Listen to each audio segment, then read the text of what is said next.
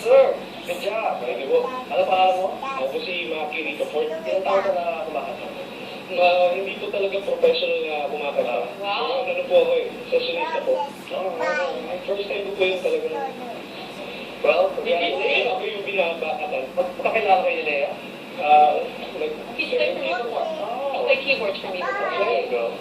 Since it's your first time, I needed more. I needed more emotion.